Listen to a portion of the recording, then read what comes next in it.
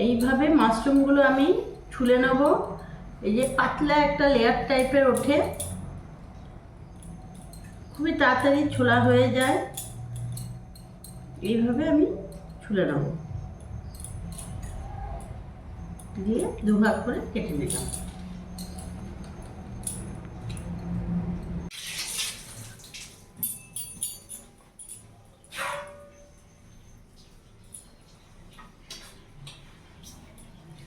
Hello বন্ধুরা, welcome to my Saraswati kitchen. আজকে আমি রান্নায় চলে এসেছি। আজকে আমি বানাবো মাশরুম গ্রেভি।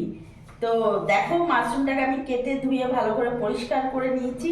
আর খুব সুন্দর মাশরুমটা, একদম ফ্রেশ ছিল, দেখতে পাচ্ছ কেটে নিয়েছি। এবার আমি গ্যাসটা ধরিয়ে নেব, কড়াই বসিয়ে নিয়েছি।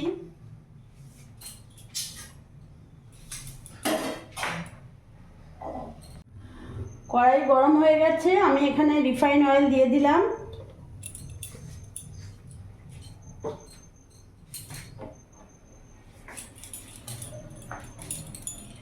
এরই মধ্যে আমি এখানে ফোড়নে দিয়ে দিলাম দুটো এলাচ আছে, দারচিনি আছে, লবঙ্গ আছে, আমি দিয়ে দিলাম।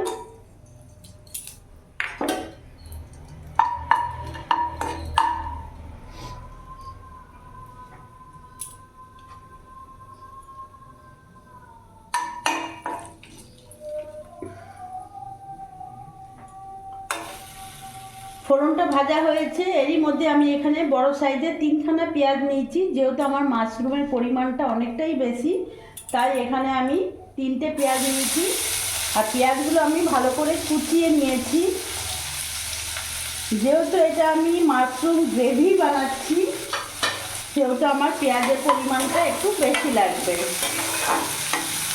এবার পেঁয়াজটা আমি ভালো করে ভেজে নেব।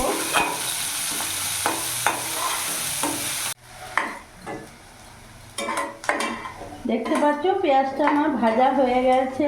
খুব একটা আমি লাল করিনি, কাঁচা ভাবটা চলে গেছে, পেঁয়াজটা সফট হয়ে এসছে। এবার এরই মধ্যে আমি এখানে আদা রসুন লঙ্কা বাটা দিয়ে দেবো।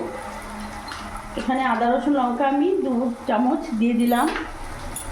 বন্ধুরা, কারেন্ট ছিল না, কারেন্ট চলে এসছে, তোমরা ভিডিও দেখলে বুঝতে পারবে। ভালো করে মিশিয়ে নিলাম।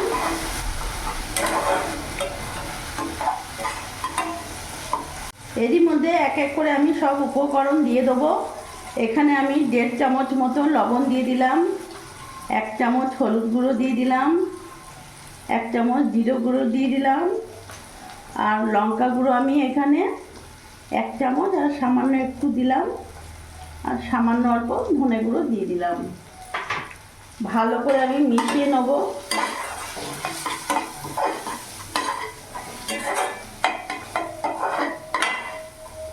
এরই মধ্যে এখানে আমি টমেটো পেস্ট করে রেখেছি, বড় সাইজের টমেটো বাটাটা আমি পুরোটা দিয়ে দেবো।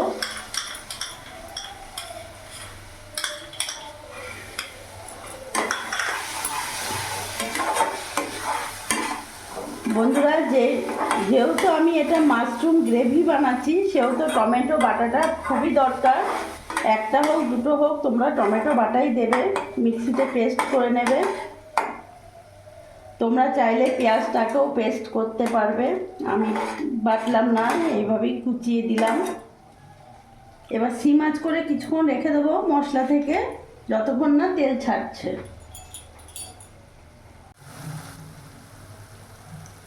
দেখতে পাচ্ছ পুরো মশলা থেকে তেল ছেড়ে দিয়েছে, খুব সুন্দর কষানো হয়ে গেছে মশলাটা। এবার এরই মধ্যে ধুয়ে রাখা মাশরুম আমি দিয়ে দেবো।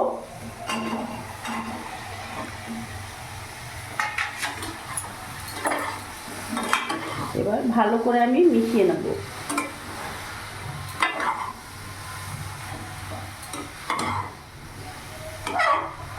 আমি কিন্তু বন্ধুরা কোনো রকম জল অ্যাড করব না। এই মাশরুম থেকে যে জলটা বেরোবে সেটা থেকেই মাশরুম হয়ে যাবে। তোমরা দেখতে থাকো।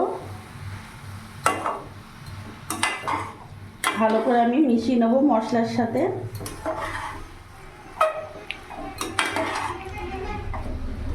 ভালো করে মিশিয়ে নিয়েছি। এবার আমি কিছুক্ষণ ঢাকা দিয়ে রেখে দেবো।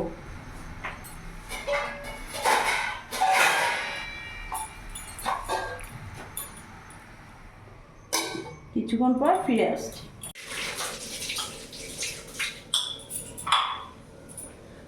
আমি 5 মিনিটের ওপরে পর্যন্ত ঢাকা দিয়ে রেখেছিলাম। ঢাকা খুলে এবার দেখবো।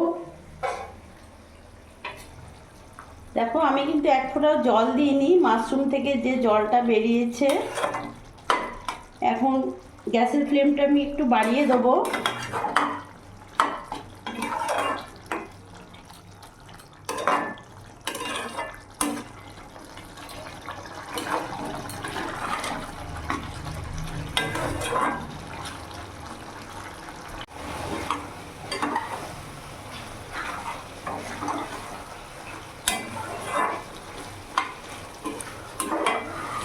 কত সুন্দর কালার এসছে।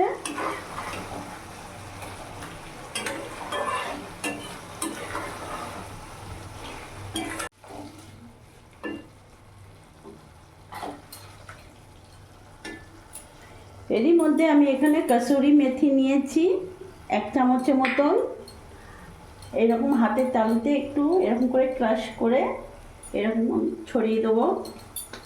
ফ্লেভারটা ভালো আসে, খেতে ভালো লাগে। এরই মধ্যে এখন আমি সামান্য একটু চিনি অ্যাড করব।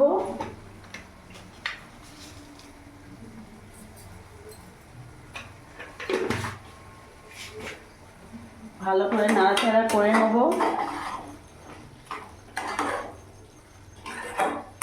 এই মাশরুম গ্রেভিটা রুটি, পরোটা, লাচ্ছা পরোটা সবার সাথে এত সুন্দর লাগবে খেতে। একবার হলেও তোমরা ট্রাই করো, সত্যিই ভালো লাগবে। যারা মাশরুম পছন্দ করো তাদের তো কিছুই বলার নেই।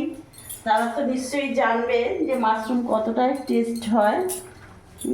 সাধারণত আমরা বাড়িতে বানাই না, অনেকে আছে হোটেলেই খায়, রেস্টুরেন্টে, হোটেলে, বাইরে। এর মধ্যে আমি একটু বাটার দিয়ে দেবো। বাটারটা অপশনাল, তোমাদের কাছে ইচ্ছে হলে দিও, না দিলেও না দিতে পারো, অসুবিধে নেই। আমি দিলাম।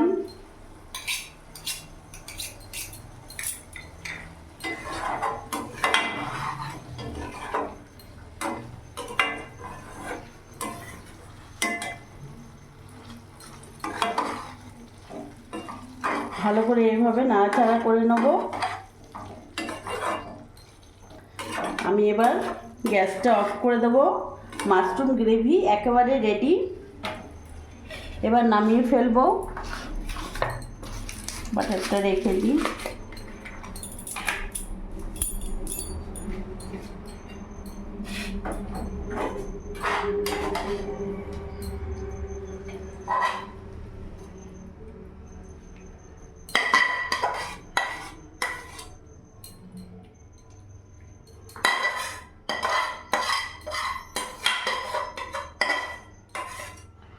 সুন্দর একটা ফ্লেভার এসছে, যেহেতু মেথিটা দিয়েছি তার জন্য গন্ধটা খুব সুন্দর ছড়িয়েছে। তোমাদের কাছে যদি মেথি না থাকে তাহলে তোমরা ধনেপাতা দিতে পারো, ভালো লাগবে। দেখতে পাচ্ছ কতটা লোভনীয় হয়েছে, দারুণ। আর তোমরা এইভাবে মাশরুমটা বাড়িতে বানিয়ে ফেলো, দেখবে রুটি, পরোটা, লাচ্ছা পরোটা সব কিছুর সাথে দারুণ খেতে লাগবে। একবার হলেও ট্রাই করে দেখো। আমার এই ভিডিওটা ভালো লাগলে প্লিজ লাইক করো, সাবস্ক্রাইব করো, পাশে থেকো, আর তোমরাও ভালো থেকো।